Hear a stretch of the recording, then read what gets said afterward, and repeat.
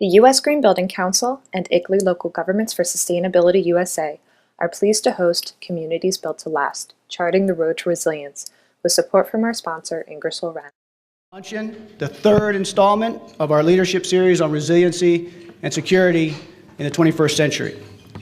As many of you know, we launched this series last year because we recognize that sustainability and resiliency are inextricably linked. But our buildings are just one piece of the puzzle when it comes to being ready for disaster or being prepared for changing temperatures or stronger storms or more flooding or lengthier droughts.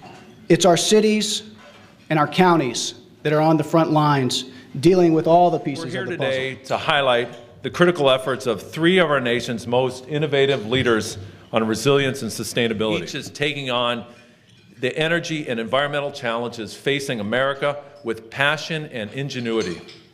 These leaders are not waiting for an international climate treaty or federal climate legislation.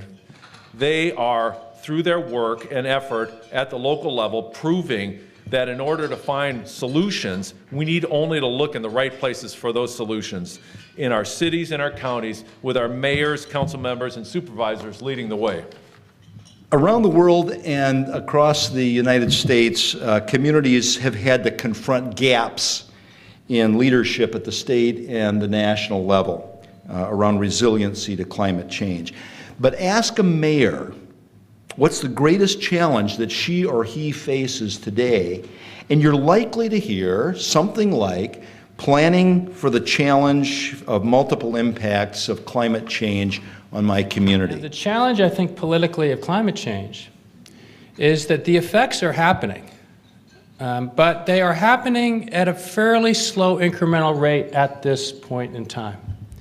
It's not a sledgehammer hitting us over the head the way some of our catastrophic events do. And it's ironic, isn't it, that local government is the one, those of us elected in short periods of time, those of us that have very limited scale or scope in which come under our authority, we in fact are the ones taking the longer view. We in fact, local government is in fact here, the grown-ups, not the federal government. That needs to change.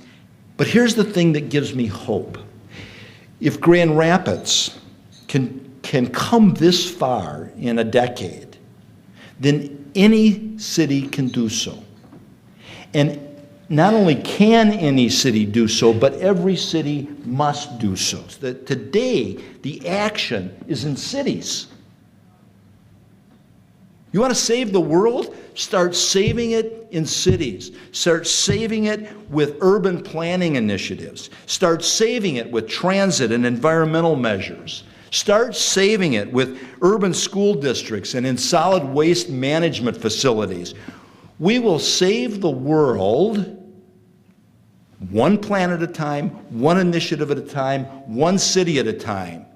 But make no mistake, we will save the world. We know that we have to work together across counties, and certainly in South Florida, we're doing it across ideology and across geographic boundaries. We're doing it in cities all across this country. You know, when we get together and start comparing notes and bragging about our cities or talking about things we're doing and what we can learn from each other, we're all on the same kind of path.